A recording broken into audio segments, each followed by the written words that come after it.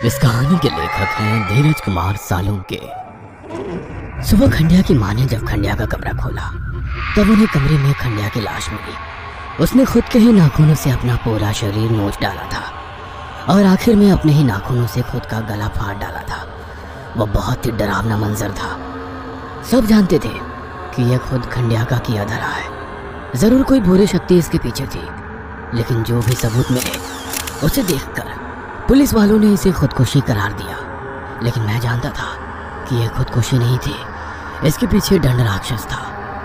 मैं उस राक्षस से काफी डरा हुआ था। मेरी आई ने मुझसे पूछा कि क्या हम यहाँ से अपने घर चले जाएं, लेकिन मैंने इनकार किया। मैं वहीं रहना चाहता था क्योंकि मेरे मन में एक बहुत ही बड़ी इच्छा थी जो कोई भी भगवान पूरी नहीं कर सकता था। सिर्फ दंड राक्षस ही मेरी वो इच्छा पूरी कर सकता था। खंडिया की मौत के 4-5 दिन बाद मेरे आजी और आजोबा फार्म हाउस पर आए। वो मेरी माँ को दूसरी शादी के लिए मनाने के लिए आए थे क्योंकि मेरे बाबा की मौत कुछ ही महीनों पहले कार एक्सीडेंट में हुई थी। मुझे लगा कि इस बार भी मेरी आई उन्हें शादी के लिए मना कर देगी, लेकिन आई ने ऐसा नहीं किया। वो आजी आजोबा की बातों में आ गई। मैं चाहता था कि आई उन्हें शादी के लिए ना करे। मैं मेरे बाबा के अलावा किसी और आदमी को मेरी आई के साथ नहीं देख सकता था, लेकिन शायद मेरी आई को लगता था कि वो मेरी परवरिश अकेले नहीं कर सकती। उस रात मैं आई से गुस्सा होकर कमरे में सोने चला गया। मैं सोच रहा था कि काश मेरे बाबा वापस आ जाए, लेकिन सभी लोग कहते हैं कि मरा हुआ इंसान कभी वापस नहीं आता। उस रात मैं जैसे तैसे सो गया, लेकिन डोरबेल की आवाज सुनकर मैं नींद से जागा। मैं दरवाजा खोलने चला गया और जैसे ही दरवाजा खोला तब मैंने देखा कि बाबा दरवाजे पर खड़े थे। मुझे यकीन नहीं हो रहा था कि मेरे बाबा वापस आ गए, लेकिन तभी आई ने मुझे हिलाकर नींद से जगा दिया। मैं समझ गया कि वो केवल मेरा सपना था। मैंने सपने में बाबा को देखा था, लेकिन जब मुझे पता चला कि वो मेरा सपना था तो मैं सोच में पड़ गया कि क्या मुझे भी खंडिया जैसे सपने तो नहीं आ रहे, मतलब ऐसे सपने जो सच हो जाते हैं। मैं सोचने लगा कि क्या मुझे भी उस राक्षस की पूजा करनी चाहिए, और अगर खंडिया इच्छा में किसी की मौत मांग सकता है और राक्षस उसे पूरी कर सकता है तो मैं भी मेरे बाबा को जिंदा कर सकता हूँ। कुछ देर सोचने के बाद मुझे लगा कि अगर उस राक्षस की पूजा करने से मैं इस सपने को सच कर सकता हूँ तो मुझे उसकी पूजा करनी चाहिए। तभी मेरी बिल्ली ने मेरे ऊपर छलांग लगाई। मैंने उसे प्यार से पास लिए और मेरे दिमाग में कुछ आया। मैं भी मेरी बिल्ली से बहुत प्यार करता था। इसका मतलब मैं उसकी बलि दंड राक्षस को चढ़ा सकता था। लेकिन दूसरी पल मैंने सोचा कि नहीं, मैं इसकी बलि नहीं दूंगा। लेकिन फिर मैंने सोचा कि बिल्लियां बहुत मिलेंगी, लेकिन मेरे बाबा नहीं मिलेंगे। मैंने उस रात मेरी बिल्ली की बलि चढ़ाने की ठान ली। जैसे ही रात हुई मैं मेरी बिल्ली को बैग में डालकर जंगल के रास्ते मंदिर की ओर निकल पड़ा। मंदिर यानी वो खंडहर। चलते चलते बहुत सारी बातें मेरे दिमाग में चल रही थी कि अगर दंड राक्षस सभी इच्छा पूरी करता था तो किसने उसकी मूर्ति के 3 टुकड़े कर दिए? किसने उस मूर्ति के टुकड़े अलग अलग जगह पर छिपा दिए ताकि कोई उसे फिर ना जोड़ सके?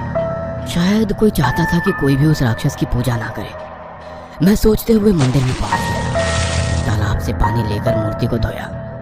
रात को खिलने वाले फूलों की माला मैंने उस मूर्ति के गले में पहना दी। मैंने उसके चेहरे की ओर देखा तो ऐसा लगा कि वो मेरी तरफ ही देख रहा है। वैसे मुझे इस बात का भी डर लग रहा था कि कहीं वो राक्षस फिर से ना हिले और जिस तरह से उसने खरगोश को खाया था उस तरह मुझे ही ना खा जाए। मैंने बैग से मेरी बिल्ली और छुरी निकाली। मैंने बिल्ली को हवा में उठाया और राक्षस के मूर्ति के सामने करते हुए कहा, हे मालिक, ये मेरी बिल्ली बहुत प्यारी है। मैं इससे बहुत ज़्यादा प्यार करता हूँ। अगर ये ना हो तो मैं सुख से नहीं रह सकूँगा, लेकिन केवल आपके खाने के लिए मैं इसको आपको बलि चढ़ा रहा हूँ। बदले में आप मेरी एक इच्छा पूरी कर दो। और फिर मैंने मन ही मन इच्छा मांगी, हे मालिक, मेरे बाबा कार एक्सीडेंट में कुछ महीने पहले मर चुके हैं। आप उनको जिंदा कर दो और वापस हमारे पास भेज दो। उसके बाद मैंने ना चाहते हुए भी वो छुरी बिल्ली के गले में रख दी। मेरे हाथ कांप रहे थे। मुझ में हिम्मत नहीं थी कि मैं मेरी ही बिल्ली की बलि चढ़ा दूं। मुझे माफ कर दो डॉली। ऐसा कहकर मैं जोर से चिल्लाया और मैंने उसका गला काट दिया। उसके बाद मैंने उसके टुकड़े कर दिए और मूर्ति के चारों ओर बिखेर कर मैं फार्म हाउस चला आया। मैं आई के कमरे में चला गया। आई, अगर बाबा वापस आए तो आप दूसरी शादी नहीं करोगी ना? लेकिन ये मुमकिन नहीं है। मरे हुए कभी लौटते नहीं हैं बेटा। लेकिन बाबा जरूर लौटेंगे, वो कल आएंगे आई। ठीक है बेटा, तू जाके सो जा। दूसरे दिन भर मैं बाबा के घर लौटने का इंतजार करने लगा, लेकिन दिन भर कोई घर लौटा नहीं। लेकिन रात में घर की डोरबेल बजी।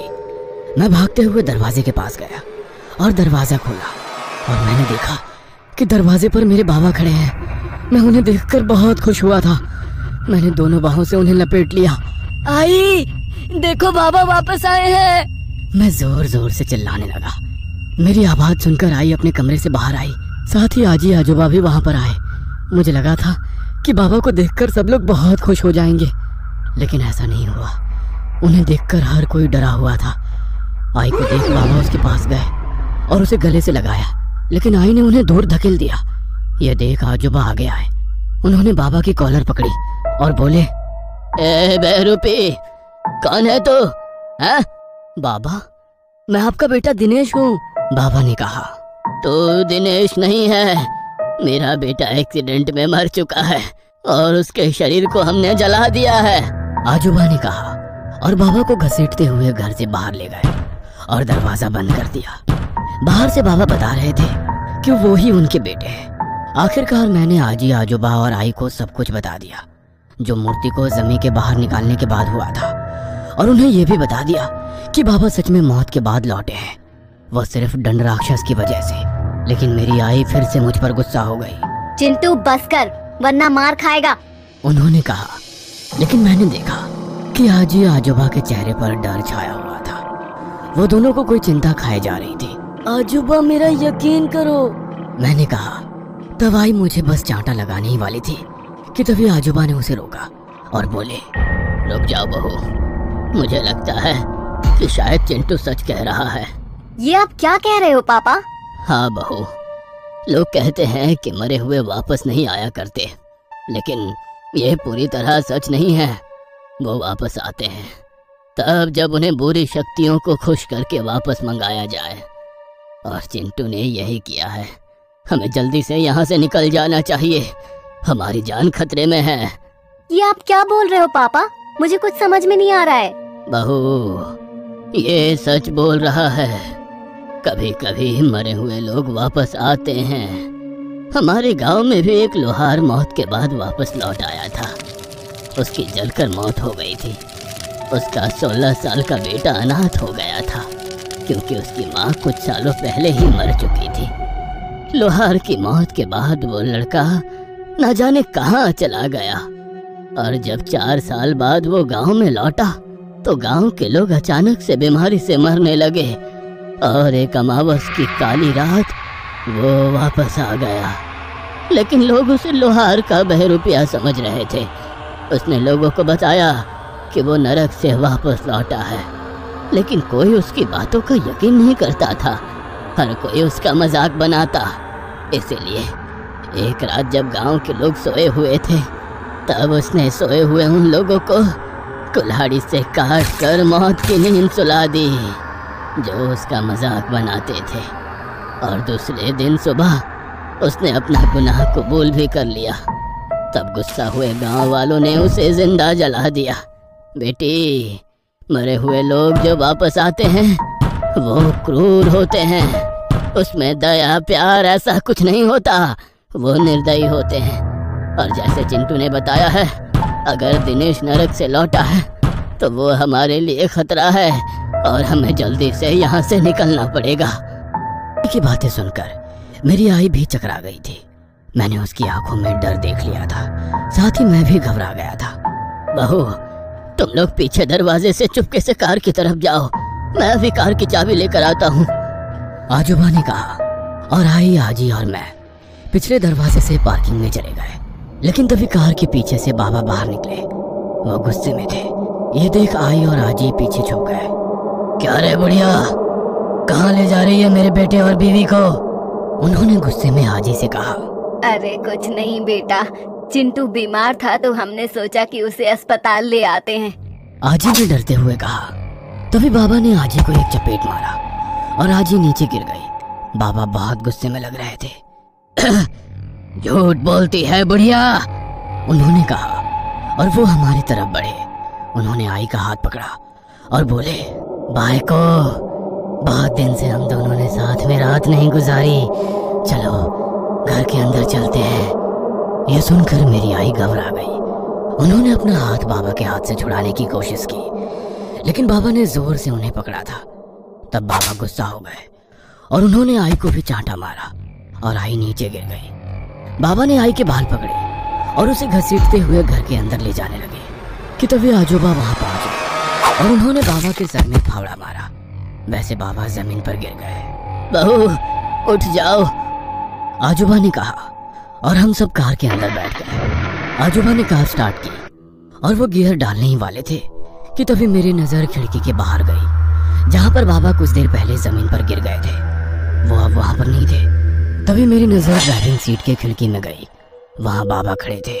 आजोबा खिड़की में देखिए, मैंने चिल्लाकर उन्हें कहा, लेकिन तभी बाबा ने फावड़ा खिड़की पर मारा और वो कांच तोड़कर सीधा आजोबा के सर में घुस गया। बाबा ने आजोबा को फावड़े के साथ खिड़की से बाहर खींचा और वो उनके सर में लगातार फावड़े से वार करने लगे। ये देख मेरी तो चीख ही निकल गई थी। मैं अपने होश में नहीं था, लेकिन तभी बैक सीट से आई आगे आई और उसने कार वहां से निकाली। मैंने मुड़कर देखा तो बाबा अभी भी गुस्से में चिल्लाते हुए आजोबा के सर को फावड़े से कुचल रहे थे। हमारी कार गेट के पास पहुंची। तब आई ने वॉचमैन को हॉर्न बजाकर गेट खोलने के लिए कहा, लेकिन वॉचमैन अपने ऑफिस से बाहर ही नहीं आ रहा था। लेकिन पिछली सीट से मैं ऑफिस में पड़ी वॉचमैन की खून से सनी लाश देख सकता था। आजी ने भी वो देखा और वो खुद गेट खोलने के लिए कार से बाहर उतरी। आजी गेट खोली रही थी कि तभी मैंने खिड़की से पीछे देखा कि बाबा हाथ में फावड़ा लिए कार की ओर भागते हुए आ रहे हैं।